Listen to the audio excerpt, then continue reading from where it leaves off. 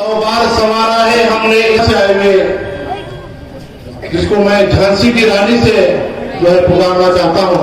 हमारे आज के डॉक्टर सुषमा अंगारे साहिबा की मैं गुजारिश करता हूँ।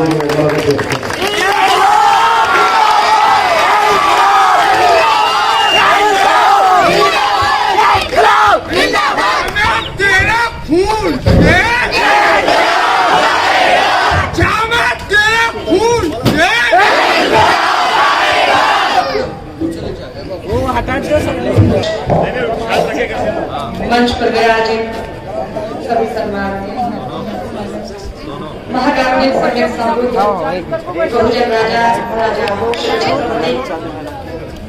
स्त्री उद्धार क्रांतिवा ज्योतिबा फुले आरक्षक नींव जिन्होंने रखी ऐसे छत्रपति राजर्षि शाहू महाराज, इस आरक्षण को जिन्होंने कॉन्स्टिट्यूशनल फ्रेमवर्क बनाया, ऐसे विश्व रत्न डॉक्टर बाबा साहब अम्बेडकर, मनोरंजन से प्रबोधन और प्रबोधन से परिवर्तन, यह एक नई धारा रखने वाले सत्यशोधक कॉमरेड अन्ना भाऊ साठे, आदिवासियों के नेता बिरसा मुंडा, टंट्या भिल, राजे उमाजी नाई, हमारी माँ सावित्री, माँ फातिमा की शेख, माँ रमाई, माँ जिजाई और जिन जिन अनगिनत महामानवों ने इस देश को संवारने के लिए, सजाने के लिए अपना योगदान दिया, उन सभी को शत-शत नमन करते हुए इस मंच पर बैठे हुए जिनका बहुत जोशीला भाषण अभी आपने सुना, ऐसे हमारे बुजुर्ग आयुष्मान रंगा राठौरे जी, मौलाना नौशाद कासमी जी, साथ ही साथ पीडी कामले सर, हमारे भाई समीर शेख, हमारे भाई शमशुद्दीन जरगर, हमारे दूसरे भाई जिनका भाषण हम सुन रहे थे, हमारी वजह से शायद एक दो मिनट का खलल जिनके भाषण में पड़ गया, वो श्याम दौड़े सर, हमारे भाई फैयाद शेख जी, साबिर पटेल जी, सलाउल्लाह खान जी, और हमारे साथ यहाँ पर तशरीफ लाए हुए गणराज्य संघ के हमारे भाई आयुष्मान विशाल गुप्ते जी, पूना से आए गणराज्य संघ के आयुष्मान ऋषिकेश चौहान जी, उदगीर से ताल्लुकात रखने वाले गणराज्य संघ के एक अहम सिपे सालार आयुष्मान रविंद्र सोमवंशी और लातूर जिला के गणराज्य संघ के प्रमुख आयुष्मान अविनाश गायकवाड़ जी और आप सभी भाइयों और बहनों, हमारी खातिनें उस तरफ बैठी हुई है, उनके समय आप सभी के लिए अस्सलाम वालेकुम। बहुत जोशीला माहौल है और सभी लोग बात कर रहे हैं और मैं बार बार सोचे जा रही हूँ कि यार रंगा बिल्ला उसी बड़ी कमाल की चीज हो, क्या कमाल कर दिया है कि हम सब लोगों को काम में लगा दिया है, दोनों शख्स ने हम सब लोग काम में लग गए हैं।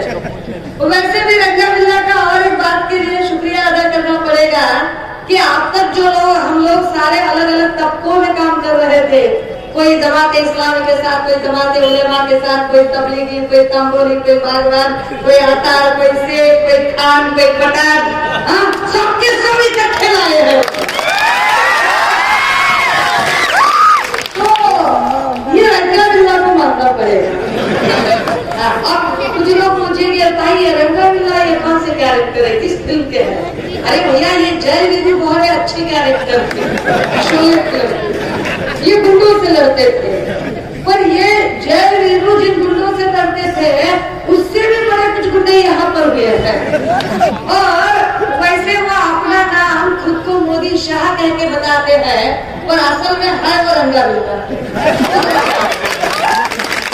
अब ये लोग जो बातें रख रहे हैं सीएए और एनआरसी को लेकर मत में खड़े हुए हैं, लोगों के हुजूम उमड़ पड़ रहे हैं, लोग रास्तों पर आए हैं और लोग इसका प्रोटेस्ट कर रहे हैं।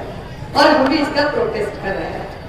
अब ये प्रोटेस्ट करते समय हुआ क्या है कि दिल्ली के अंदर शाहीन बाग नाम का जो इलाका है, वहां पर हमारी बहनें जो 2 डिग्री सेल्सियस में बैठी हुई है, अपने दूध पीते बच्चों को लेकर बैठी है।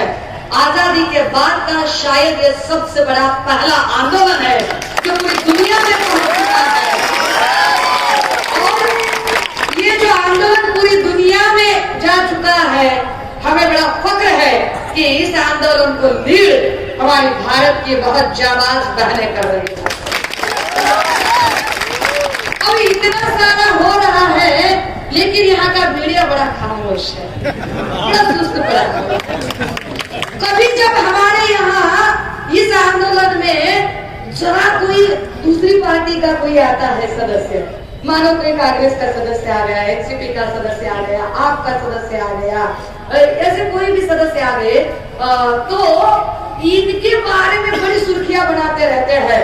और फिर हमारे वो मिस्टर रंगा साहब और मोदी जी वो बोलते रहते हैं, भाई और बहनों, आपको बताना चाहता हूँ कि शाहीन बाग का आंदोलन महज कोइंसिडेंस नहीं है। शाहीन बाग का आंदोलन एक बड़ा सुनियोजित एक षड्यंत्र है, ये प्लांटेड है।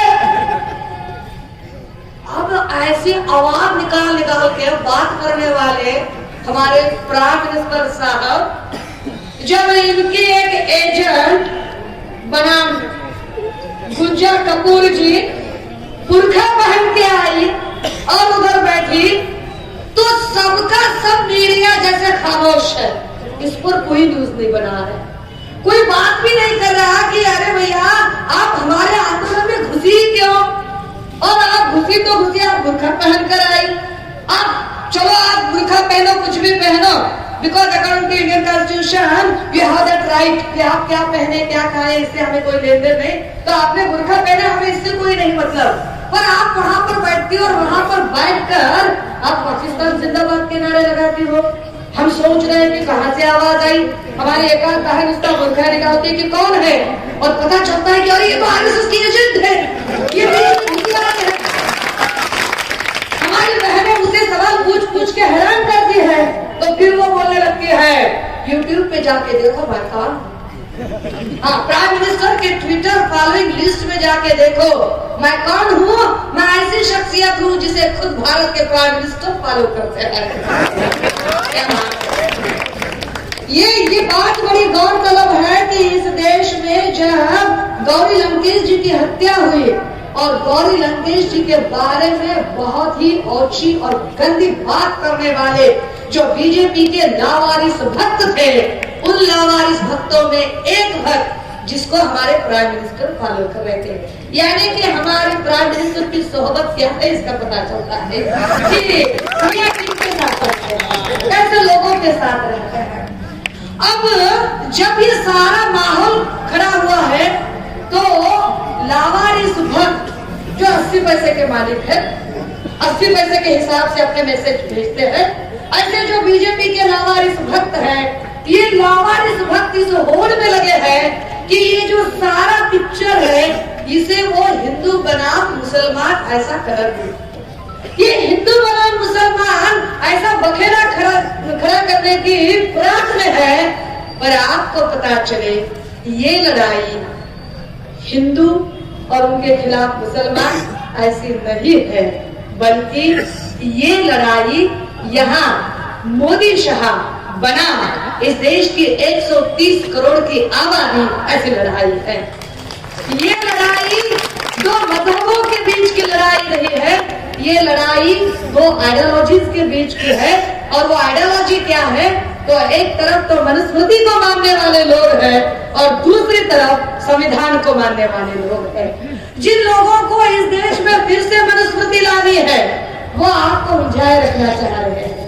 दूसरी एक बात कि जिन लोगों के पास गिनाने के लिए काम है नहीं, वो आपको कागजों में उलझाकर फिर लाइनों में खड़ा करना चाहते हैं और लाइन में खड़ा करके रख रहे हैं।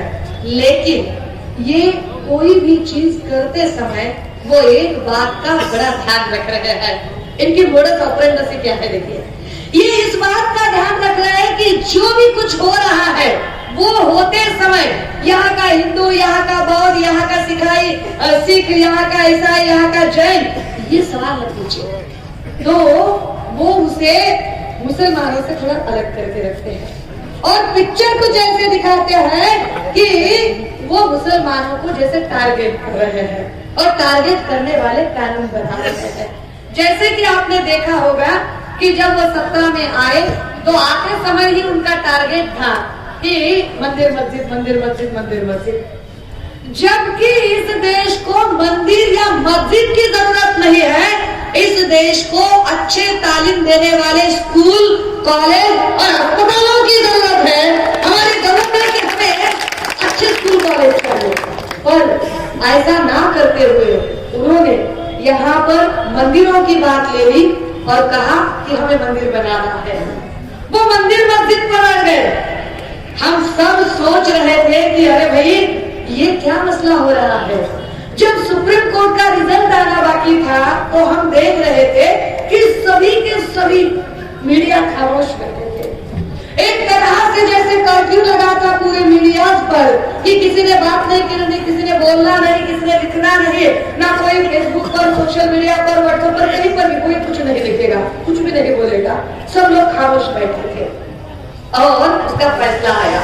लोगों ने फैसला जैसे तैसे कबूल कर लिया, क्योंकि लोग चाहते थे, हम चाहते थे कि हम अमन पसंद लोग हैं।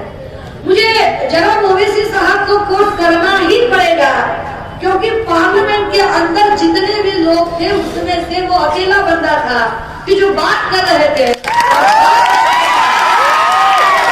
उन्होंने एक बात रखी थी और वो कह रहे थे कि मसला सिर्फ मंदिर या मस्जिद का नहीं है।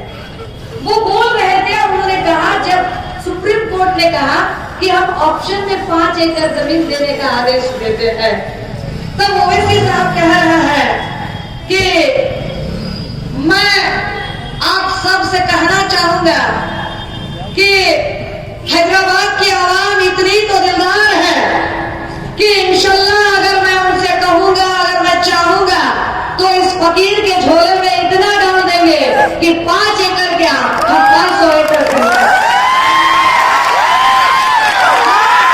हम 500 एकड़ खरीद सकते हैं, लेकिन बात सिर्फ जमीन की नहीं है, बात हमारे इल्म की है। खिलवाड़ हमारे इल्म के साथ हुआ है और हम इल्म के लिए लड़ रहे लोग हैं और इनकी ये समझ में नहीं आ रहा है हम इनकी क्या बात करें, हम इनसे क्या बात करें। अब फिर जाके फिर कुछ और टारगेट होते जाते हैं कि वो हमें टारगेट करते हैं लव जिहाद पर। मियां हमको क्यों आप लव जिहाद पर टारगेट कर रहे हो? अपने खुद के घरों में झांक के देखो, हमें इस पर बात नहीं करनी है। फिर उन्होंने कहा कि बीफ नहीं खानी है, बॉम्ब लिंचिंग के माहौल खड़े हो गए। अरे भाई, संविधान के चैप्टर 3 आर्टिकल 19 में ये हमें हक लेके रखा है। We have that right.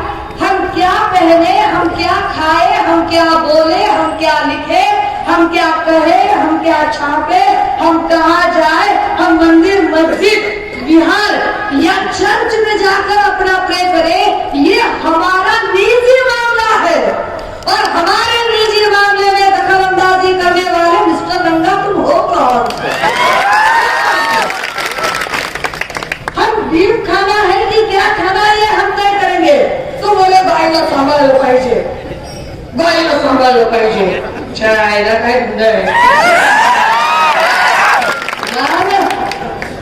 आम्ही काय इथं बाई आमची खतरेमध्ये आहे, आमच्या बाईच्या संकटात आहे का? यहाँ की औरतें महफूज नहीं है, जिंदा जलाई जा रही है, उसके बारे में सियासती कुछ नहीं बोल रहे और बोले गाय। यानी कि इनको जानवर की फिक्र है, इंसान की फिक्र नहीं है। क्या लोग हैं। फिर इन्होंने और एक मुद्दा लाए, बोले ट्रिपल तलाक, ट्रिपल तलाक।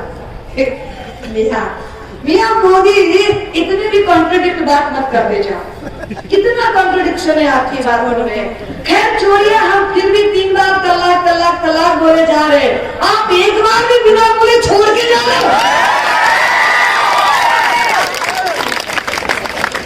ये कौन सी बात है? ये कोई तरीका हुआ क्या?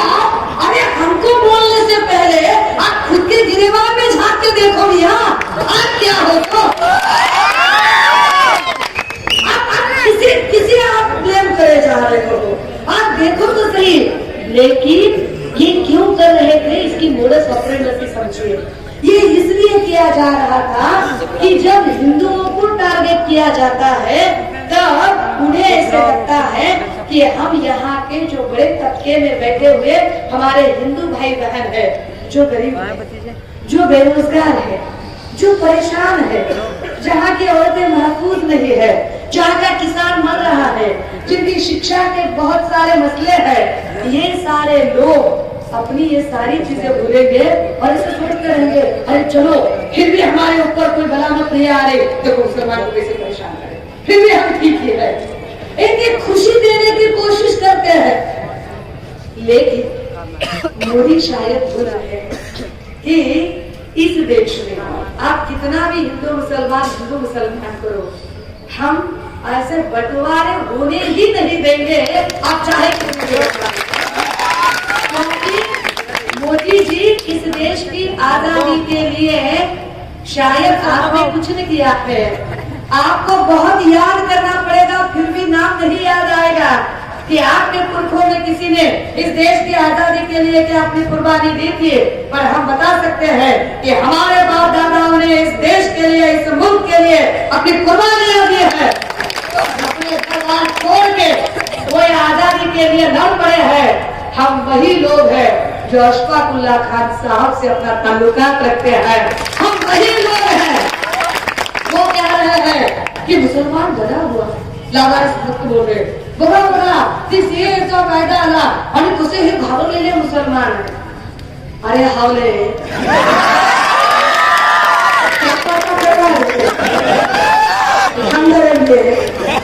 वापसी भी नहीं लड़ते हम अगर डरते हैं ना किसी से तो वो सिर्फ और सिर्फ इस देश का कानून आजादी के बाद जिन्होंने बनाया उस कानून से डरते हैं, जो कानून हमें डॉक्टर बाबा साहब अम्बेडकर ने दिया, तो कानून हम फॉलो करते हैं। और डर की बात अगर आप हमें बोल रहे हो तो हमारे कुरान शरीफ ने कहा है अल्लाह ताला के सामने किसी और के सामने हमें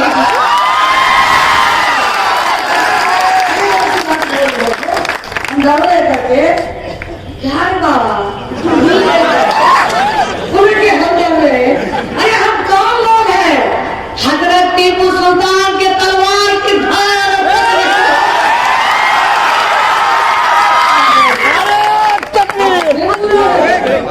हम डर करके आप जरा सोचिए, बात डर की नहीं है।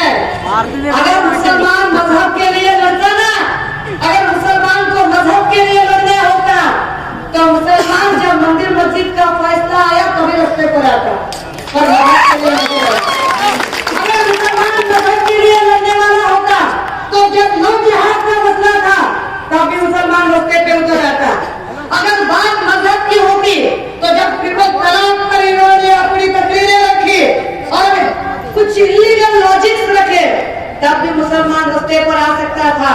अगर बात मजहब की होती तो हम 370 पर भी हम रास्तों पर आते, लेकिन बात मजहब के लिए लड़ने वाले हम लोग नहीं है, मजहब के लिए झगड़े लगाने वाले और लड़ाई और दंगे फसाद खड़े करने वाले लोग आप हैं। ये बार बार सबूत मिला है कि मजहब के नाम पर दंगे फसाद खड़े करने वाले लोग आरएसएस और बीजेपी के लोग हैं। वो कभी प्रज्ञा ठाकुर जैसे लोगों को आगे करते हैं तो कभी कर्नल पुरोहित जैसे लोग आते हैं कि जो मजहब के नाम पर दंगे फसाद करते हैं। हम जो रास्तों पर उतर आए हैं ये मजहब के लिए नहीं, बल्कि आज इस देश में ना हिंदू खतरे में है ना मुसलमान खतरे में है, बल्कि इस देश का संविधान खतरे में है।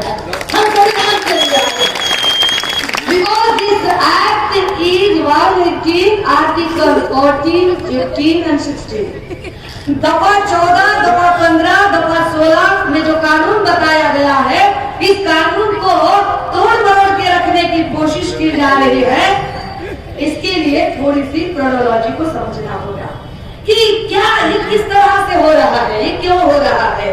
तो जरा आप थोड़ा सा अगर हिस्ट्री में जाएंगे तो आपकी समझ में आएगा कि 1950 को इस देश में कानून की नींव रखी गई। 26 जनवरी का दिन जो हम मनाते हैं, हालांकि हमें आजादी 15 अगस्त को मिली, 47 को मिली, लेकिन 26 जनवरी 1950 को इस देश में कानून का अमल शुरू हुआ। तो हम 26 जनवरी का दिन मनाते हैं प्रजासत्ताक दिन, गणराज्य दिवस करके। अब ये 26 जनवरी को 1950 इस तारीख को 26 जनवरी 2000 को 2000 को 50 वर्ष पूरे हो गए।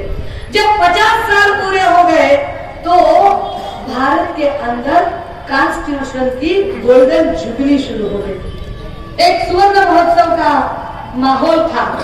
अब गोल्डन जुबली के अवसर पर हमें चाहिए था कि पूरे भारत भर में कॉन्स्टिट्यूशन का गौरव करने वाले प्रोग्राम रखे जाए, लेकिन बिल्कुल तभी, अगर आपको याद होगा तो 95 से लेकर 99 तक जिनकी सत्ता थी वो थी बीजेपी गवर्नमेंट। अब याद कीजिए, और जो ये गवर्नमेंट थी, इस गवर्नमेंट ने बिल्कुल गोल्डन जुबली के अवसर पर ही यहाँ पर कॉन्स्टिट्यूशनल रिव्यू कमेटी रख दी।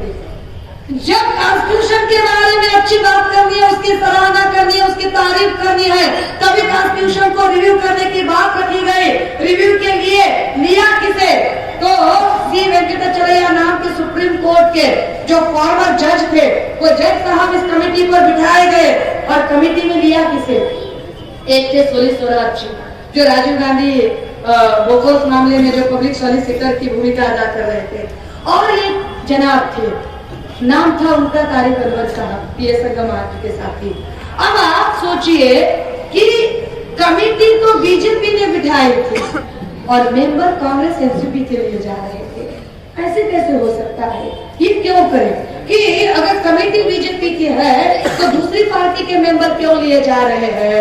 इसके पीछे बीजेपी की बड़ी चाल थी, क्योंकि अगर ये लोग कुछ अलग से कुछ राय रखते कॉन्स्टिट्यूशन को बदलने की, वो राय क्या रखते हैं कि विदेशी मूल की व्यक्ति प्रधानमंत्री ना हो, और जब जैसे ही वो ये राय रखते तो लोग कुछ खून खौल जाता लोगों का।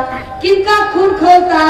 तो जो लोग अम्बेडकर आए थे, जिन्हें लगता है कि ये कानून हमारे बाप ने लिखा है, वो बुरा मान जाते, और जैसे ही वो बुरा मान जाते तो बीजेपी कहती हमने किया, किसने किया? और दूसरी पार्टी के मेंबर ने किया, उससे भी ज्यादा किसने किया? मुसलमान ने किया, मुसलमान ने। यानी कि दलित बना मुसलमान ये रंजिश बनती रहे, इसके फिराक में वो कायम रहे।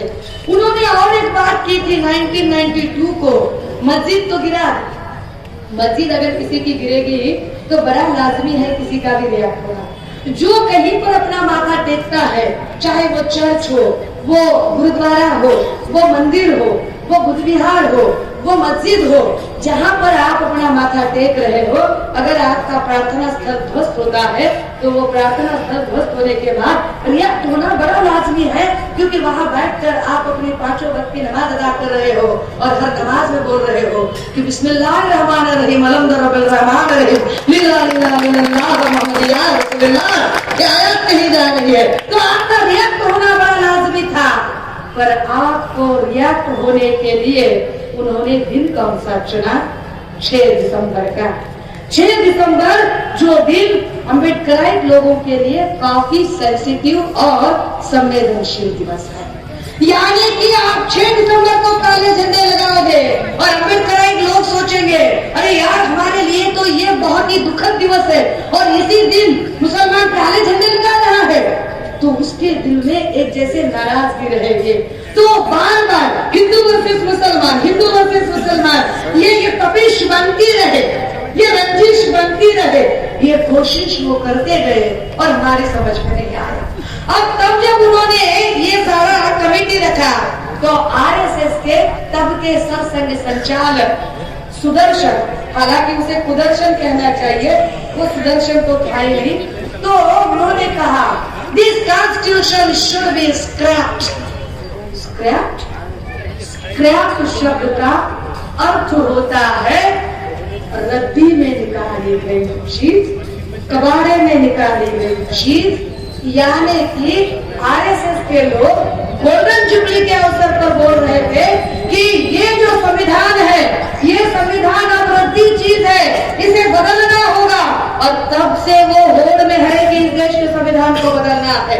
वो बार बार संविधान पर थ्रेट किए जा रहे हैं, बार बार वो संविधान पर अलग अलग तरह से उसे वायलेट किए जा रहे हैं। जैसे कि भारतीय संविधान के धारा 1 में कहा गया था, आर्टिकल 1 कहता है कि इस देश का नाम India, India that is Bharat, इस देश का नाम भारत होगा। इस देश का नाम किसी मजहब के नाम से नहीं जाना जाएगा, क्योंकि प्रियम्बल में कहा गया है हम भारत के लोग, हमारे भारत को प्रभुत्व संपन्न, समाजवादी, धर्मनिरपेक्ष वर्ड बड़ा अहम है। हम इस देश को सेक्युलर कंट्री बनाना चाहते हैं, ना कि कोई मजहबी कंट्री बनाना चाहते हैं। इसलिए इस देश का नाम हिंदुस्तान या मुस्लिमिस्तान, बौद्धिस्तान, सिखिस्तान ऐसे नहीं होगा, तो इस देश का नाम भारत होगा। ये पहले कहा। यह आर्टिकल पोस्ट को ही नकारते हैं और हर बार उसकी जब वो बोलने को लगते हैं तो सारे आरएसएस और बीजेपी के बंदे हिंदुस्तान हिंदुस्तान हिंदुस्तान बोलते रहते हैं। इनको भारत शब्द ही नहीं चाहिए। आप सोचिए, अगर मैं गलत हूं तो इंडियन कॉन्स्टिट्यूशन में कहीं भी हिंदुस्तान शब्द नहीं है। ये तो छोड़िए, जो बीजेपी इतना हिंदुस्तान हिंदुस्तान उठते बिरते कहती है, उनकी पार्टी का नाम भी हिंदुस्तान जनता पार्टी नहीं है, बल्कि भारतीय जनता पार्टी है। तो पता है कि देश का नाम भारत है, लेकिन फिर भी ऐसे क्यों कह रहे हैं, ये बार बार ऐसे क्यों कर रहे हैं? तो फिर जरा आगे आते हैं। यहाँ पर जो संविधान में आर्टिकल रखे गए, उन आर्टिकल में चैप्टर 3 बड़ा अहम है। हम आपको बताने की कोशिश करें। चैप्टर 3 में कहा गया है कि हमारे कुछ फंडामेंटल राइट्स है और फंडामेंटल राइट कभी बदले नहीं जाएंगे। आर्टिकल 12 to 35 में फंडामेंटल राइट कहे गए, 12 और 13 डेफिनेशन के लिए खर्च किए गए। आर्टिकल 14 ने कहा everyone is equal before law, कानून के सामने सब एक जैसे हैं। आर्टिकल 15 ने कहा था कि कोई डिस्क्रिमिनेशन नहीं चलेगा on the basis of caste, on the basis of religion, on the basis of gender, no one can discriminate among the people. हम किसी तरह का भेदभाव नहीं करेंगे। आर्टिकल 16 ने कहा equal opportunity and equal status दिया जाएगा। Equal opportunity and equal status अगर आर्टिकल 16 में, आर्टिकल 17 में कहा गया छूताछूत नहीं चलेगी। इसी पर आगे जाकर 1989 को एट्रोसिटी का एक्ट बना, यह आर्टिकल 17 पर बना। फिर आर्टिकल 18 आया, दफा 18, और दफा 18 में कहा गया कि अब से जन्म से मिली हुई जो पदवियां हैं वो बर्खास्त की जाएगी और जो अपनी हिम्मत से कमाई हुई है वही बरकरार रहेगी। जन्म से मतलब कौन सी? तो कहा पाटिल, कुलकर्णी, जोशी, जहांगीरदार, वतनदार, सरपोतदार, सर्वदेश पांडे, ये सारी जन्म से आई हुई डिग्रियां है, ये बर्खास्त की जाएगी। और अपनी हिम्मत से कमाई हुई यानी कि पद्मश्री, पद्म भूषण, पद्म विभूषण, वीर चक्र, अशोक चक्र, परमवीर चक्र, भारत रत्न, ये डिग्रियां रहेगी। और उसमें भी कहा भारत रत्न किसे दिया जाएगा? तो कहा कि जो शख्स भारत का नाम पूरी दुनिया में रोशन करता है, भारत का नाम ग्लोबल लेवल पर लेके जाता है, और ऐसा करते समय वो एक पैसे की भी अपेक्षा नहीं करता, वो कहलाएगा भारत रत्न। इसलिए दिया डॉक्टर विश्व रत्न बाबा साहब अम्बेडकर जी को। लेकिन मेरी समझ में नहीं आया लता मंगेशकर जी का कहाँ जिक्र है? लता मंगेशकर जी, ये डेफिनेशन का आधा हिस्सा तो सही है कि भारत का नाम ग्लोबल लेवल पर लेके गए, और डेफिनेशन का आधा हिस्सा कहता है कि इसके लिए एक पैसा भी ना लिया जाए। लेकिन लता मंगेशकर जी तो हर गाने का बाप, क्या उनके यहाँ मेरे वतन के लोगों इस एक गाने की रॉयल्टी इतनी है कि उनके साथ कुश्ते बैठकर खाएंगे। इन्होंने सचिन तेंदुलकर को भारत रत्न दिए। सचिन तेंदुलकर को भारत रत्न देते समय ये नहीं सोचा कि अरे वो हर एक रन के पैसे काउंट कर रहा है, वो अगर दाढ़ी का वो जिलेट प्रेस्टो का ब्लेड की भी ऐड कर रहा है तो उसके भी पैसे काउंट कर रहा है, तो उसको भारत रत्न कैसे मिले? ये कॉन्स्टिट्यूशन को वायलेट करने की कोशिश है, हर एक आर्टिकल को। मैं इसमें ज्यादा नहीं जाऊंगी। फिर आर्टिकल 19 आया। 19 में कहा गया कि हर एक को हक है बोलने की आजादी, लिखने की आजादी, छापने की आजादी, ये सभा लेने की आजादी, कोई ऑर्गेनाइजेशन बनाने की आजादी, पूरे देश भर में कहीं भी आने जाने की आजादी। हम यही बात नासिक में रख रहे थे तो मनसे के कुछ लोग एकदम से चिल्लम चाट करने लगे। पुढे असं कुठं म्हणतात कुणी कुणी कुठे येऊ जाऊ शकत नाही। मी म्हटलं आपल्याला राज ठाकरे काय कॉपी करून कर दिले का? तो हमारे नेताओं को ऐसे बात कर रहे क्या? अरे हमारे नेताओं को मतलब तुम्हारे नेता कौन सा आसमान से गिरा है क्या? जो भी कॉन्स्टिट्यूशन के खिलाफ बात करेगा हम उसको अपनी बातों में अपनी जबान से जवाब देंगे, क्योंकि अगर मेरे बाप ने इतना खून पसीना एक करके इस देश का कानून लिखा है और तुम मेरे बाप के लिए अगर चला बकोगे तो मैं सूद समेत तुम्हें वापिस करूंगी, सूद पर। फिर आर्टिकल 20 आया, 21, 22, 23 में ज्यादा उसके तफसील में नहीं जाऊंगी, लेकिन ये सारे आर्टिकल बनाने के बाद बाबा साहब ने एक अहम आर्टिकल लिखा, वो था आर्टिकल 368 दफा 368। और 368 में बाबा साहब कहते हैं कि हमने इतना अच्छा संविधान बनाया है, लेकिन फिर भी हालात के चलते, वक्त के बदलते, अगर आपको कभी ऐसे लगा कि आपको कुछ इसमें के कुछ हिस्सा, इसमें का जो कुछ पोर्शन है वो कम करना है तो आप कर सकते हो। आपको कुछ ज्यादा ऐड करना है आप कर सकते हो। आपको कुछ कानून बदलने हैं आप बदल भी सकते हो, बाबा साहब ने लिखा, आप ये कर सकते हो। और बाबा साहब बोलते हैं कि मैं कानून कितना भी अच्छा लिखूं, अगर अमल करने वाले की नीयत ठीक है तो कानून ठीक रहेगा, अमल करने वाले की नीयत में खोट होगी तो कानून बेमाना सा है। तो अमल करने वाले की नीयत पे जरा सोचना पड़ेगा। वो बोल रहे हैं कि आप इस कानून को बदल सकते हो, आप अमेंडमेंट कर सकते हो। सीएए मतलब क्या? सिटीजनशिप अमेंडमेंट एक्ट, अमेंडमेंट किया है। कानून पहले से था, वो आर्टिकल 5 में था। आर्टिकल 5 में कहा गया था, हमारे यहाँ दफा 5 में कहा गया है कि जो भी बंदा भारत से है वो भारतीय है, जो आजादी के पहले 5 साल इधर रह रहे हैं वो भारतीय है, यानी कि 1942 से लेकर जो इधर रह रहे वो भारतीय है। जिनके वालिद या वालिदा, माता या पिता दोनों में से कोई एक इंडियन है तो पैदा होने वाला बच्चा इंडियन है। और फिर कहा गया है कि अगर कोई बाहरी मुल्क का अंदर आता है, मानो जापान से, रशिया से, अफगानिस्तान से, बांग्लादेश से, पाकिस्तान से, ऑस्ट्रेलिया से, अमेरिका से, कनाडा से, लंदन से, जर्मनी से, और वो 11 साल से इधर रह रहा है, और अगर उसने कहा कि नहीं हमें ये मुल्क पसंद आया, हमें इस मुल्क की शहरियत चाहिए, तो गवर्नमेंट उससे कुछ डॉक्यूमेंट मांगेंगे। अगर वो पूरे डॉक्यूमेंट क्लियर कर दिए गए तो 11 साल रह रहे शख्स को जो बाहरी मुल्क का है उसे शहरियत का हक दिया जाएगा। ये आर्टिकल 5 में लिखा है, जिस पर का हमारा एक्ट 1955 का बना हुआ है, जिसे हम 1955 का बना। और ये अगर कानून पहले से है तो इसे अमेंडमेंट कैसे किए इन लोगों ने? तो अमेंडमेंट की इनके पास प्रोसीजर थी। प्रोसीजर क्या थी? जो बाबा साहब ने रखी हुई आर्टिकल 368 की प्रोसीजर। आर्टिकल 368 क्या कहता है? अब जरा ध्यान से समझिए कि कानून क्या है, क्योंकि आपके यहाँ बहुत सारे जोशीले भाषण होंगे। हम बस आपको कानून का जो पेज है वो बताने की कोशिश करेंगे। आर्टिकल 368 में कहा गया है कि उसमें 3 टाइप कहे गए कानून बदलने के। आर्टिकल 368A, इसे कहा गया सिंपल मेजोरिटी। पार्लियामेंट के अंदर कितने एमपीज होते हैं? पार्लियामेंट के अंदर 543 एमपी है, 543। 543 में से अगर 200 मान लीजिए कि 200 ही एमपी वहां पर मौजूद है और 200 एमपीओ में से सिर्फ और सिर्फ 101 एमपी ने हाँ बोल दी तो कानून बन सकता है। वो है सिंपल मेजोरिटी वाला कानून।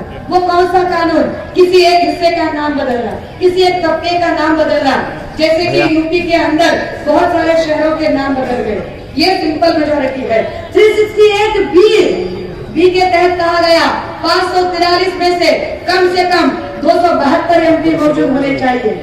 इससे क्या होगा? 272 एमपी कब चाहिए?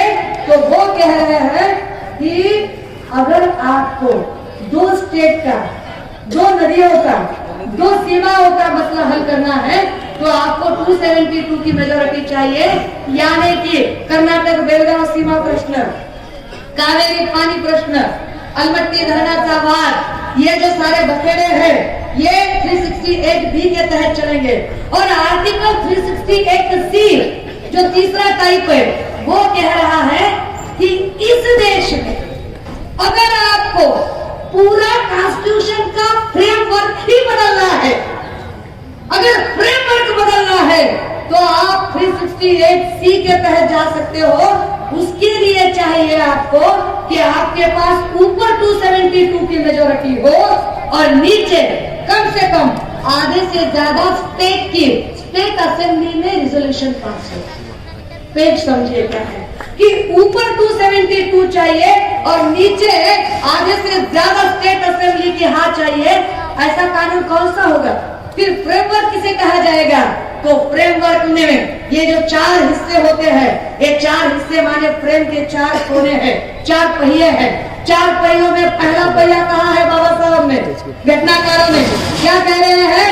इस देश का नाम भारत होगा, ये नाम कभी बदलेगा नहीं, ये नाम और किसी नाम में तब्दील नहीं होगा। इस देश का नाम अगर भारत आपको बदलना है तो आपको ऊपर 272 और नीचे आधे से ज्यादा स्टेट असेंबली में रिजोल्यूशन लाना पड़ेगा।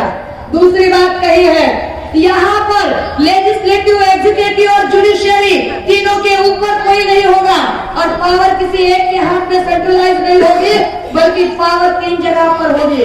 लेजिस्लेटिव माने पूरे चुन के गए हुए एमपीज, एग्जीक्यूटिव माने प्राइम मिनिस्टर और सारे मिनिस्टर, और जुडिशियरी माने सुप्रीम कोर्ट। अगर यही बात हम स्टेट में लाते हैं तो स्टेट में लेजिस्लेटिव माने चुन के गए वाले सारे के सारे एमएलए, एग्जीक्यूटिव चीफ मिनिस्टर और सारे मिनिस्टर, जुडिशियरी माने high court, session court, district court, सारे कोर्ट। क्या कहा है? कानून में कहा गया कि इन तीनों के ऊपर कोई नहीं चाहिए।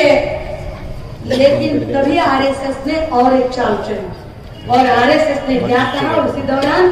आपको याद होगा, एक आदमी फेल आदमी आंदोलन के लिए खड़ा हुआ था, नाम था उनका किशन बाबूराव हजारे। लोग प्यार से कहते अन्ना, टोपियां लगाई लोग घूमते, मैं भी अन्ना तू भी अन्ना, अब तो सारा देश है अन्ना। हमें भी कुछ पागल बोलने लगे, मैं भी अनाड़ी तू भी अनाड़ी, अब तो सारा देश है अनाड़ी, चलने लगा सब। क्या बोले अन्ना? अन्ना बोले कि इस देश में करप्शन बहुत हो रहा है, तो करप्शन को रोकने के लिए हमको लोकपाल लाना पड़ेगा। और लोकपाल को क्या हक देंगे? तो बोले लोकपाल को ये हक दो कि वो लेजिस्लेटिव की इंक्वायरी कर पाए, यानी कि एमपीज की। लोकपाल को इतना हक दो कि वो एग्जीक्यूटिव की इंक्वायरी कर पाए, यानी कि सारे मिनिस्टरों की। लोकपाल को इतना हक दो कि वो जुडिशरी की भी इंक्वायरी कर पाए, यानी जजेस की। अब आप सोचिए भाई और बहनों, अगर लोकपाल ने लेजिस्लेटिव, एग्जीक्यूटिव, जुडिशरी, एक तरफ तो कानून कह रहा है कि 3 के ऊपर कोई नहीं चाहिए, 3 जगह पर पावर का बंटवारा चाहिए, और अन्ना बोल रहे हैं कि तीनों की इंक्वायरी का हक लोकपाल को मिलना चाहिए। तो लोकपाल इन 3 लोगों का कौन हुआ? इन तीनों का लोकपाल बॉस हो गया, और तीनों का अगर लोकपाल बॉस हो गया तो वो कहाँ बैठेगा? वो तीनों के ऊपर बैठेगा। पर कानून तो बोल रहा है कि तीनों के ऊपर कोई नहीं चाहिए, यानी कि जिन लोगों को इस देश में पार्लियामेंट्री डेमोक्रेसी नहीं चाहिए, जो लोग इस देश में प्रेसिडेंशियल डेमोक्रेसी लाना चाहते हैं, वो लोग जानबूझकर अन्ना का आंदोलन चला रहे थे। अन्ना का आंदोलन पूरा का पूरा आरएसएस फ्लंकेड आंदोलन था। हम बड़ी जिम्मेदारी के साथ बोल रहे हैं। अन्ना के आंदोलन के आप न्यूज देखिए अखबारों में, अभी अन्ना उठ गए, अभी अन्ना सो गए, अभी अन्ना की पलक झपक गई, अभी अन्ना ने करवट बदल ली। कमाल है, खाली अन्ना पेशाब खाने नहीं गए, गुसल खाने नहीं गए, हिस्सा लिखना बाकी तो सब क्या बात है। इतना अन्ना के बारे में लिख रहे थे, अब जो जैसे होते हैं उनको दुनिया वैसे दिखती है। इन्होंने खुद एक प्लांटेड आंदोलन चलाया है, तो ये शाहीन बाग के आंदोलन को बदनाम करने की कोशिश कर रहे हैं और ये बोल रहे हैं कि शाहीन बाग में औरतें 1500 पर नहीं गई औरतें हैं। अभी ये मोदी और शाह की समझ में आना चाहिए कि एक जगह पर औरतें 1500 से लाई जा सकती है, पूरे भारत के अंदर 178 जगह पर शाहीन बाग खुले हैं, 178 जगह पर कैसे औरतें आएंगी? और जो औरतें वहां दिल्ली में बैठी है या पूना के कौसरबाग में बैठी है, वहां की उनके घर वाले दिन में 10 से 15 हजार की कमाई करने वाले लोग हैं, वो 1500 के लिए अपनी माँ बहनों को क्यों वहां भेजेंगे? सोचिए। अब ये आगे से बीजेपी की जो नीति है, ये बार बार कॉन्स्टिट्यूशन को थ्रेट कर रहे हैं। फ्रेमवर्क में पहला हिस्सा कहा गया इस देश का नाम नहीं बदलेगा, दूसरा हिस्सा कहा गया था कि लेजिस्लेटिव, एग्जीक्यूटिव और जुडिशरी के ऊपर कोई नहीं होगा। उसमें भी सोचिए, अगर लोकपाल को बॉस बना दिए और कल को अगर लोकपाल ही करप्टेड निकला, उसकी इंक्वायरी कौन करेगा? उस पर अन्ना कुछ नहीं बोलते, क्योंकि अन्ना खुद आर्टिकल फेल, अन्ना उधर मिलिट्री में जीप चलाते थे, इधर आकर देश चलाने की बात करने लगे। अन्ना और देखिए, जो अन्ना हरदम चौकन्ने रहते थे, पिछले 5 साल में अन्ना कुछ भी नहीं बोले, एक लफ्ज भी नहीं निकाला, अरे मेरी चुप चली। हाँ, सो जा अन्ना, नहीं तो अमित शाह आ जाएगा, सो जा अन्ना, एकदम चुपचाप रहना। अन्ना कुछ नहीं बोल रहे थे। हाँ, आपने देखा कि अरे हमारी 8 साल की बच्ची को बड़ी दरिंदगी से नोचा जा रहा था और नोचने वाले लोगों को ही हिरासत से बाहर निकालने के लिए बीजेपी और आरएसएस के बंदे मोर्चे निकाल रहे थे, अन्ना चुप थे। कोबड़ी अहमदनगर का किस्सा हो गया, अन्ना चुप थे। यहाँ कितने ही मसले हो गए, अन्ना उस पर कुछ नहीं बोले, अन्ना चुप। और अन्ना को अब एकाएक एकदम से अब जैसे यहाँ का गवर्नमेंट बदला, अन्ना फिर चाह कर रहे हैं। अन्ना बोल रहे हैं, और मैं अनशन पे बैठूंगा। क्या बातें कर रहे हो? क्या धोती पे इन कर रहे क्या? बगल में रेडियो लेके घूम रहे क्या? समझ में नहीं आ रहा। हाँ कि तुम पपेट हो बीजेपी के, तुम आरएसएस के बनाए गए पपेट हो। हमारी समझ में आता है अन्ना, कितना भी बतिया करो दूसरों को। अभी आप सोचिए, तीसरा जो फ्रेमवर्क का पहिया है, तो तीसरे पहिए में कहा गया कि इस देश के फंडामेंटल राइट को बदलने का आपको राइट नहीं है। आप फंडामेंटल राइट को बदलने की कोशिश नहीं करते। और फंडामेंटल राइट क्या है? आर्टिकल 12 to 35 है। आर्टिकल 12 to 35 दफा 12 से 35 तक के जो है आर्टिकल है, इसको बदलने की कोशिश आप नहीं कर सकते। अगर आप करेंगे तो उसके लिए ऊपर 272 चाहिए मेजोरिटी और नीचे कम से कम आधे से ज्यादा स्टेट असेंबली ने हाँ बोलनी चाहिए।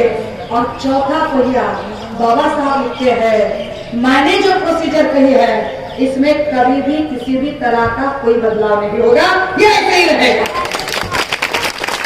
अब जब ये कह रहे हैं कि ये ऐसे ही रहेगा, तभी हुआ क्या है देखिए।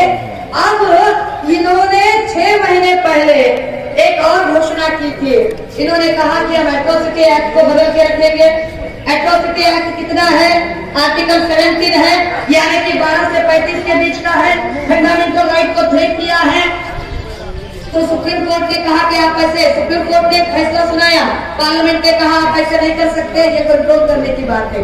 अगर पार्लियामेंट गलत होता है तो सुप्रीम कोर्ट दुरुस्त करेगी, सुप्रीम कोर्ट का कोई फैसला आता है तो पार्लियामेंट दुरुस्त करेगी। ये कंट्रोल करने की बात है एक दूसरे को। उन्होंने एट्रोसिटी एक्ट को पहले थ्रेट किया, अब जाके हम क्यों रास्तों पर उभर आए हैं? क्योंकि सीएए के इस कानून के जरिए उन्होंने फिर एक बार फंडामेंटल राइट को भी थ्रेट किया है, जो कि कॉन्स्टिट्यूशनल फ्रेमवर्क में आता है। आर्टिकल 12 to 35 में आता है, आर्टिकल 14 आर्टिकल 15, आर्टिकल 16, ये तीनों आर्टिकल थ्रेट हो रहे हैं क्योंकि वो कह रहे हैं कि अब 11 साल नहीं, कोई बाहरी मुल्क का शख्स अगर इधर आता है और 6 साल से रह रहा है और अगर उसे ये मुल्क पसंद आया और इस मुल्क की शहरियत उसे चाहिए तो वो अपने कागजात पेश करे। कागजात देखने पर गवर्नमेंट उसे शहरियत का हक देगी, लेकिन किसे देगी? तो हिंदू, सिख, जैन, ईसाई, बौद्ध, खाली मुसलमान छोड़ के। तो अब हिंदुओं को लग रहा है कि अरे शायद हमें छूट दे रही है। ऐसे नहीं, हिंदुओं में बड़ा तबका आता है आदिवासियों का। ये मुसलमान से भी ज्यादा परेशानी होगी वो आदिवासियों को, ज्यादा परेशानी जो है वो ट्राइबल्स को। ट्राइबल ज्यादा इसमें सफल हो जाएंगे। ट्राइबल यानी कौन अस्ताद भटके विमुक्त, महिला भटार, कंधार, जोशी, घिसाड़ी, पारधी, गोंडरी, लाल लक्ष्मी, चित्रकथी, माकड़ वाले, असोल वाले, गारोडी, दरवेशी, सिक्कलदार, छप्परवन, सारे के सारे जो ट्राइब्स हैं, ये ट्राइब ज्यादा आहत हो जाएंगे, इनको ज्यादा परेशानी हो जाएगी क्योंकि गवर्नमेंट बोल रही है हम पासपोर्ट नहीं, वोटिंग कार्ड नहीं, पैन कार्ड नहीं, आधार कार्ड नहीं। अरे मियाँ, अगर इसमें का कुछ भी नहीं तो बनाया क्यों इतना सारा झमेला? अरे पासपोर्ट के हिसाब से ही तो हम अगर लंदन चले गए, अमेरिका चले गए तो हमारा पासपोर्ट देख के वो लोग बताते हैं कि हम भारत के हैं। अब उस पासपोर्ट को अगर तुम झुठला रहे हो तो बनाया क्यों ये? और फिर अगर आप बोल रहे हो कि नहीं, आपको 1950 के पहले का कोई कागज लाना पड़ेगा जिसकी की तहसील में कोई रजिस्टर्ड है, 1950 का पहला, वो बोल रहे कि बर्थ सर्टिफिकेट लाना होगा। अब आप सोचिए, टेक्निकल बातें बहुत ज्यादा है इसमें। एक टेक्निकल बात ऐसी है कि ये 15-20 सालों में डिलीवरी जो है ये अस्पतालों में होने लगी और बर्थ सर्टिफिकेट मिलने लगे। उसके पहले जो डिलीवरी थी वो घर पर ही होती थी, तब कहाँ बर्थ सर्टिफिकेट थे? कल को अगर कोई मोदी जी को ही बोलेगा, मोदी जी बाकी सबका छोड़िए, आपकी अम्मा का बर्थ सर्टिफिकेट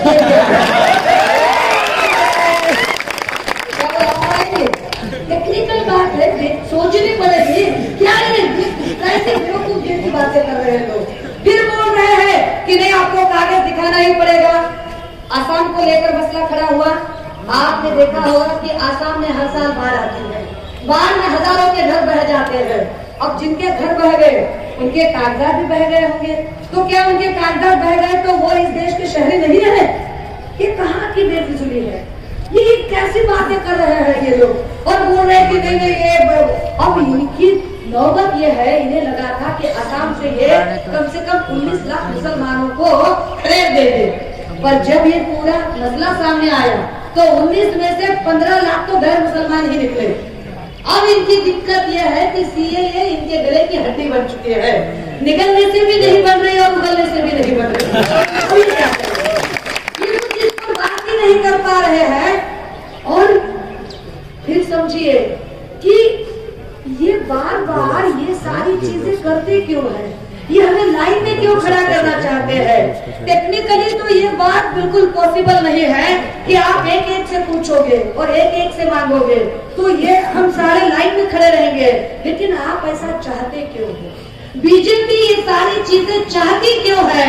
तब फिर हमारी समझ में आता है कि बीजेपी के पास गिनाने के लिए काम नहीं है, दिखाने के लिए कोई काम नहीं है। और कोई अगर सवाल पूछता है तो वो कहते हैं अरे देशद्रोही है इसका, हाँ देशभक्त को देखो, वो देशभक्त देशद्रोही, देशभक्त देशद्रोही, यही बातें हमें करते रहते हैं। और हम है कि वो सहन पे जाते हैं, अरे भैया याला काहीतरी जास्त वर्ग पाहिजे, ये लोग देशभक्त हैं। चलो मियाँ हम फिर भी कानून मान लेंगे, चलो हम फिर भी कानून को कुछ समझकर कि जैसे वो कह रहे हैं कि देखो ऐसे नहीं है वैसे नहीं है, ये पहले एफडीआर है, ये है, चलो हम मान भी लेते। पर हम कब मान लेते? अगर कोई स्टडी बंदा हमको कानून बताता है।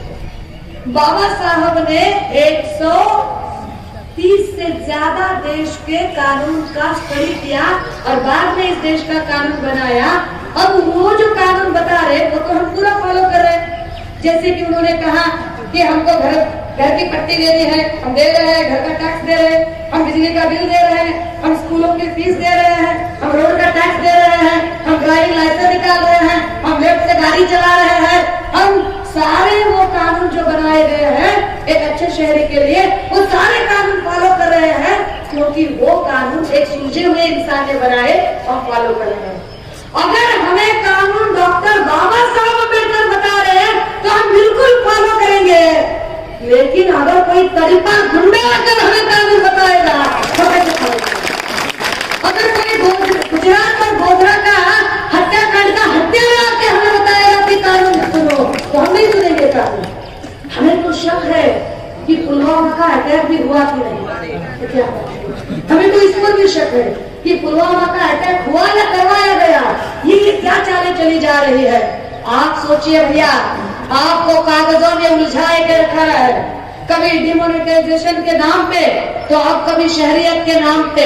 ये नागरिकता का जो कानून है आपको उलझाने की कोशिश है ताकि हमारे लोग सवाल न पूछे। क्या सवाल? कि हम सवाल पूछेंगे, मिस्टर मोदी आपने तो इलेक्शन के वक्त कहा था, भाइयों बहनों मैं आपको विश्वास दिलाना चाहता हूँ कि जब भारतीय जनता पार्टी सत्ता में आएगी तो हम हर एक खाते में 15 लाख रुपए देंगे। 15 लाख कितने लोगों के खाते में आए वो चुप रहे, जिनके खाते में नहीं आए वो जरा हाथ ऊपर करें। किसके खाते? चाचा आपके खाते में आए थे क्या? आपके खाते में आए थे क्या? अरे इनके खाते में पैसे नहीं आए हैं, ये सारे के सारे लोग जो है जिनके खाते में पैसे नहीं आए वो लोग सवाल पूछे थे। क्या कहा था मोदी ने हमें मोदी ने कहा था, मित्रों मैं आपको विश्वास दिलाना चाहता हूँ कि जब हमारी पार्टी सत्ता में आएगी न खाऊंगा न खाने दूंगा। हमने खूब तालियां बजाई, पर हमें कहाँ पता था कि इन ब्रैकेट उसने कुछ और कहा है। क्या कहा है कि हमारी पार्टी जब सत्ता में आएगी न खाऊंगा न खाने दूंगा। बस मोदी चौकसी और मल्ल्या के हाथों पार्सल करके भिजवा तो चौकीदार बोल रहा है। अरे चौकीदार तुम क्या सोए थे जब इतने लोग भाग गए यहाँ से? हाँ, इधर हम खाली 1 लाख 1.5 लाख का कर्जा लेते हैं और कोई 5 का ठेला लगा लेते हैं, 5-6 हजार की हमारी EMI होती है, 6 हजार की EMI रुक गई तो बैंक आती है और ताला लगाने की बात करती है, जब्ती की बात करती है। हमारे 6 हजार को बैंक माफ नहीं करती। हमें याद भी नहीं कि कितने जीरो लिखने होते हैं, उतना पैसा वो लेके जाते हैं। और हम कुछ नहीं बात करेंगे, हम सवाल पूछेंगे। हम सवाल पूछे इससे पहले वो हमें परेशान करना चाहते हैं, हम सवाल पूछे इससे पहले ही वो हमें उलझा के रख रहे हैं। हम उसे पूछेंगे ना कि अरे मोदी जी आपने तो कहा था, आपने तो बोला था। भाइयों बहनों, आज भारत की आबादी दुनिया की सबसे बड़ी आबादी है, विश्व की सबसे बड़ी आबादी भारत की आबादी है। और मां भारती का सुपुत्र होने के नाते मैं आपको विश्वास दिलाता हूँ कि हमारी आबादी में जो 25 से 45 के बीच के उम्र के लोग हैं, इनके रोजगार के लिए हम एक व्यवस्था करेंगे कि हर साल 2 करोड़ बेरोजगारों को रोजगार दिलाएंगे। मिला हमें रोजगार? हमारे बच्चे खाली मोबाइल में सर्फिंग करें, पर डे 1.5 GB डाटा। घर में हमारी अम्मी, हमारी भाभी, हमारी फूफी, हमारे घर वाले बोल रहे क्या रे खाली मोबाइल में उंगली डाल रहा, बाहर जाकर जरा काम धंधा ढूंढ ले। बाहर काम धंधा है बाहर रोजगार है नहीं। एक धंधे बंद हो रहे हैं। एयर जेटवेज बंद हो गया, एयर इंडिया बंद होने को आया है, BSNL बेच के खाए, अभी रेल बेच के खाए। अरे कितना बेचोगे, कितना बेचोगे, कितना बेचोगे? अरे तुम चाय बेचने वाले थे, इधर देश बेचने वाले। हाँ, जो बेचना है वो बेचो ना, चाय बेचो, बिस्कुट बेचो, पकौड़ा बेचो,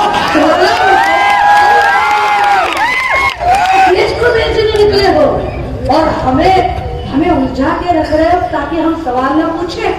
हमारे बच्चों को per day 1.5 GB data Ambani के साथ साझेदारी करके दे रहे हो।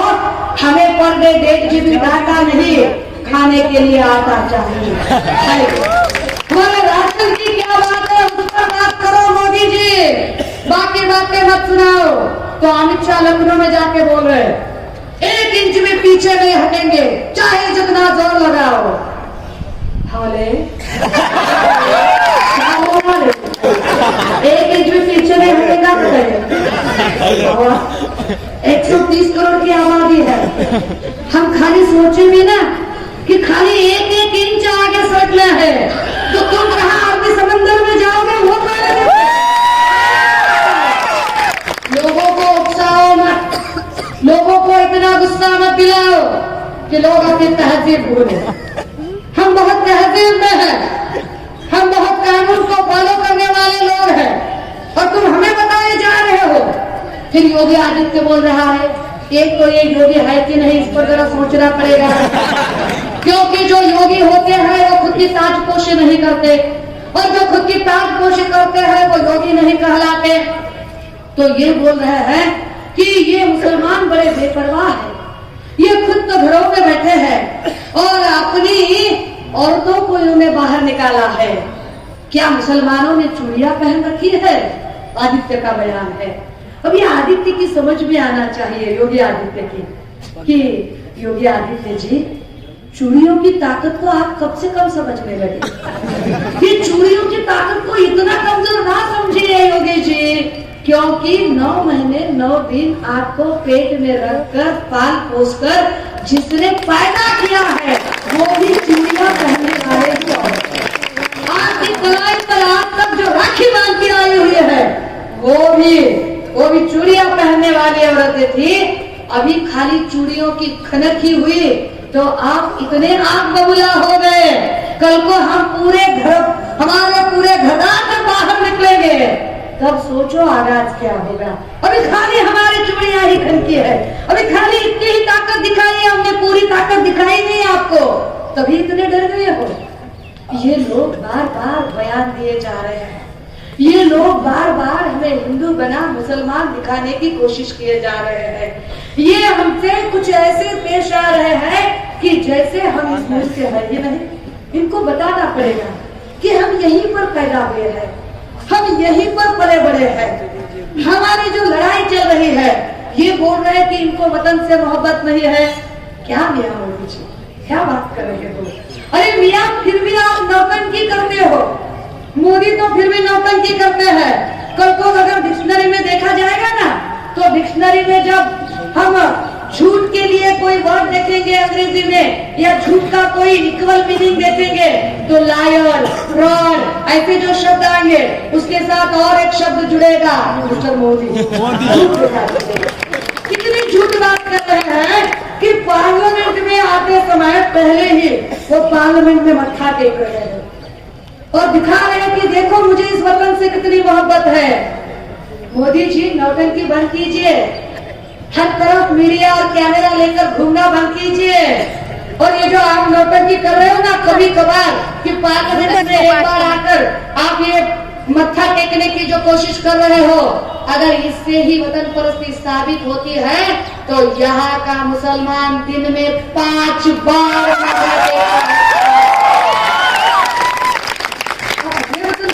प्रमाण मांग रहे हो, हमारी वतन परस्ती का प्रमाण मांग रहे हो। आप हो कौन? असल में आपकी क्या है हैसियत, वो तो हमें बताइए।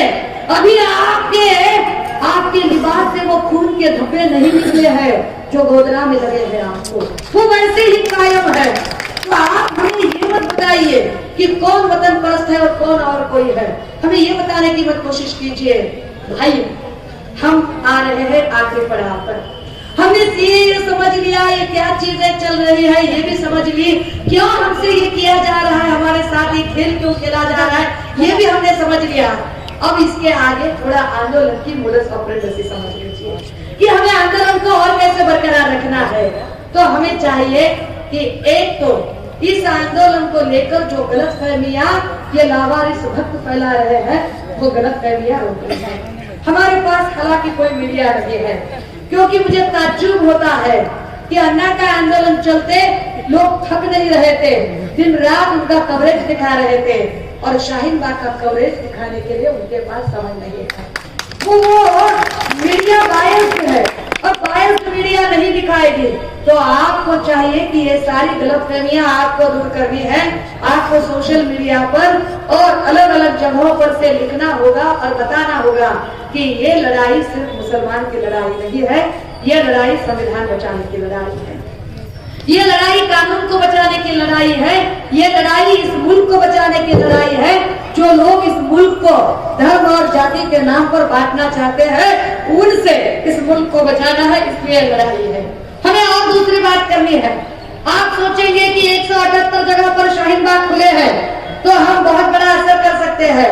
हम असर कर सकते हैं, लेकिन इस असर को अगर कारगर साबित करना है, इस असर को अगर कामयाबी तक लेकर जाना है, तो और थोड़ा टेम्पो बढ़ाना होगा। जैसे कि हमें दस्तखत का आंदोलन चलाना पड़ेगा। दस्तखत का आंदोलन क्या है कि हम बीच चौराहे में आयोजन करेंगे, बड़े बड़े बोर्ड रखेंगे, नीचे टेबल और रजिस्टर तो रखेंगे ही रखेंगे, पर चौराहे पर बड़े बोर्ड रखेंगे। जितने भी अलग अलग पॉलिटिकल पार्टी के लीडर्स हैं जो हमें सपोर्ट करना चाहते हैं, वो अगर हमें सपोर्ट करना चाहते हैं तो वो आए, बिहाइंड द कर्टन नहीं, पर्दे के पीछे से हमें सपोर्ट मत कीजिए। अगर हमें सपोर्ट करना है तो बीच चौराहे में आकर कि आप हमारे साथ हो। हमें भी तो पता चले कि इस मुश्किल दौर में कौन अपने हाथ कौन बेगाने हैं, हमें भी पता चले। हमें और तीसरी बात करनी होगी कि ये आंदोलन जो है, सीए का जो कानून है, मुसलमान से भी ज्यादा इससे आहत ट्राइब्स होने वाले हैं, पर फिर भी ट्राइब ज्यादा नजर पर नहीं दिख रहे हैं। उसकी कुछ वजह है। उसकी वजह यह है कि ये लोग ज्यादा पढ़े लिखे नहीं है। इनमें बहुत ज्यादा से जो लोग हैं, ये गरीब तबके में लोग हैं। इन सभी को ये कानून समझाना है, उन तक हमें कानून पहुंचाना है, उन तक उनका जो हक की लड़ाई है वो हक की लड़ाई पहुंचानी है। I am belonging to tribes. मैं यहाँ पर क्यों हूँ? मैं खुद ट्राइब्स हूँ। मुझे पता है कि मेरे हक कितने आहत होने वाले हैं, तो मैं यहाँ पर हूँ। लोगों को समझाना पड़ेगा कि जो बोल रहे हैं कि खाली मुसलमान की लड़ाई है, अगर ये मुसलमान की लड़ाई होती तो गैर मुस्लिम यहाँ क्यों दिखते? आज भारत के अंदर अलग अलग स्टेट्स में हम जैसे कह रहे कि कुछ स्टेट में आप काम करो, कुछ स्टेट में हम काम करेंगे, इस हिसाब से अगर आप यूपी, एमपी और उस तरफ जाएंगे तो उन सारे इलाकों में कन्हैया कुमार काम कर रहे हैं। इधर गुजरात और ये जो सारा तबका है, इस तबके में हमारे साथी जिग्नेश काम कर रहा है। इधर साउथ का जो तबका है, केरला है, आंध्रा है, कर्नाटका है, तमिलनाडु है, महाराष्ट्र है, यहाँ पर कितने बजे हैं? 10 बजे है, 10:30 बजे का टाइम है, लेकिन फिर भी मैं 10 बजे खत्म करूंगी। टेंशन मत लो, खाली औरत है तो थोड़ा सा पूरा किचन वगैरह सब समेटने में टाइम लगता है, तो 10-15 मिनट। और मेरे हक की लड़ाई है ना, तो मुझे लड़नी पड़ेगी। तो हमें क्या करना होगा कि एक तो उनको बताना पड़ेगा कि जैसे आंध्रा है, कर्नाटका है, तमिलनाडु है, यहाँ पर जहाँ हम जा रहे हैं, और कुछ जगह जो मुंबई के इलाकों में जहाँ पर पॉसिबल है, वहाँ पर जितेंद्र आवाज साहब जा रहे हैं। ये सारे के सारे लोग गैर मुस्लिम है।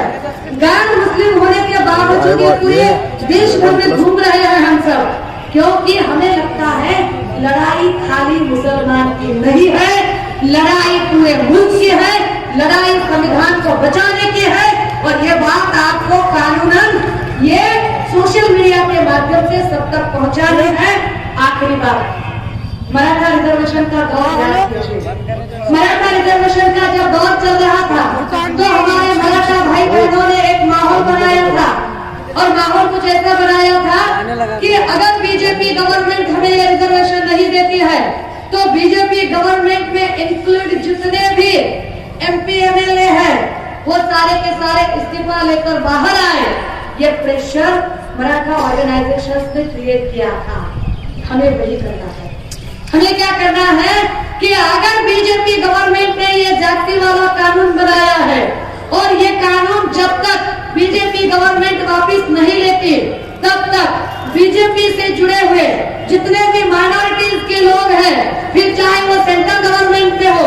वो स्टेट में हो, वो जिला परिषद में हो, वो तालुका पंचायत में हो, वो ग्राम पंचायत में हो, वो नगर निगम में हो, वो कॉर्पोरेशन में हो, हर जगह से कुछ नहीं हुआ है।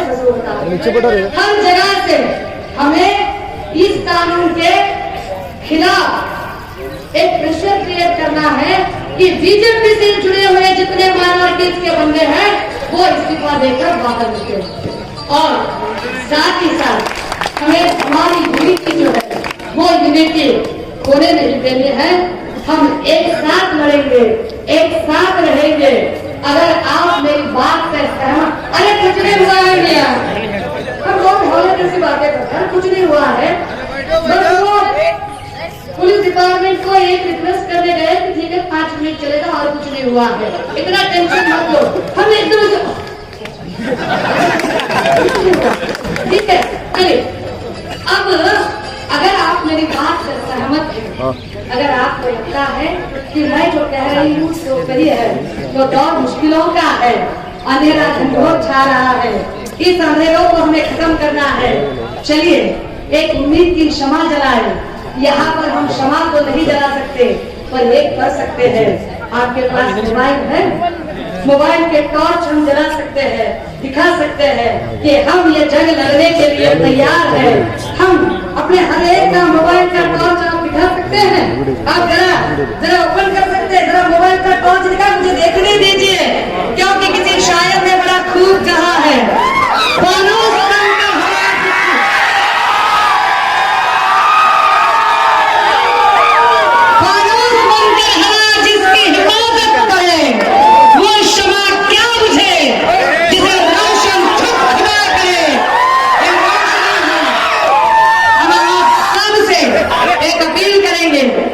चलिए ये ऐसी ही रोशनी बरकरार रखते हैं और एक जोर से नारा लगाते हैं।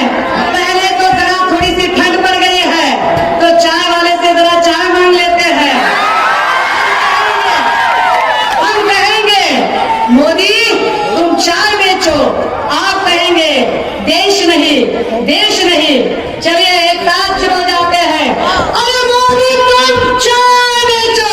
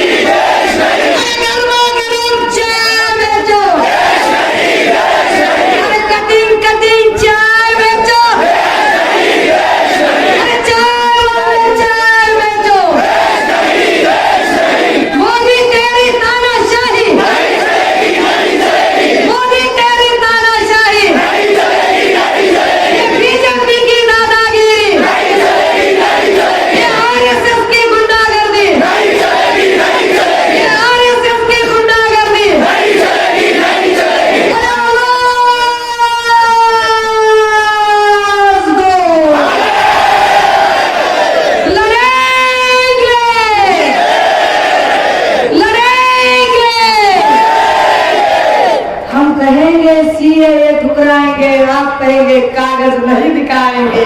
एक साथ आवाज, अरे सीएए ठुकराएंगे, अरे सीएए ठुकराएंगे, सीएए ठुकराएंगे।